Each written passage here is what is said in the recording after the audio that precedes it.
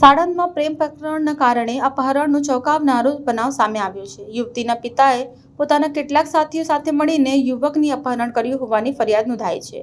આ યુવકની યુવતી સાથે પ્રેમ સંબંધ હતો અને આ બાબતે યુવતીના પિતાએ પોતાનું નક્કી કર્યું। યુવકને અપહરણ કરીને નિતરાડ ગામના સ્મશાન લઈ જવામાં આવ્યો અને ત્યાં તેની સાથે મારમાર પણ કરવામાં આવ્યો હતો। પોલીસ ફરિયાદ બાદ તાત્કાલિક કાર્યવાહી હાથ ધરવામાં આવી અને 5 શખ્સોને પકડી પાડવામાં આવ્યા છે। આ ઘટના 31 મેના રોજ બની હતી। ગઈ તારીખ 31/5/2025 રોજ સાણંદ વિસ્તારમાં એક અપહરણનો બનાવ બનેલો હતો। આ બનાવમાં ફરિયાદી છે શનિભાઈ ભરતભાઈ ઠાકોર, ઉંમર 23 વર્ષ।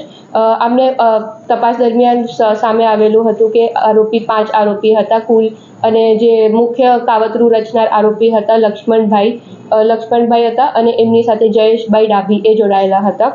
ફરિયાદીને નિદરાડ ગામના શમશાન ઘાટ પાસે લઈ જઈને મારવામાં આવેલું હતું અને સામાન્ય ઈજા પહોંચાડવામાં આવેલું હતું।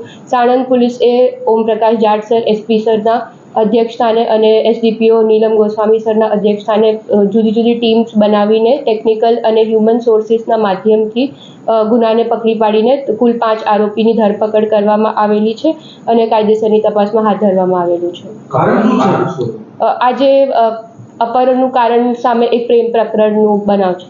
એટલે પ્રેમ શું છે એમાં, મતલબ કોણ છે આરોપી? જે મુખ્ય આરોપી છે લક્ષ્મણભાઈ, એમના પુત્રી સાથે જે ફરિયાદી છે એમના પ્રેમ પ્રકરણનું બનાવ છે। આરોપીઓના નામ શું છે? આરોપીઓના નામ આ મુજબ છે: લક્ષ્મણભાઈ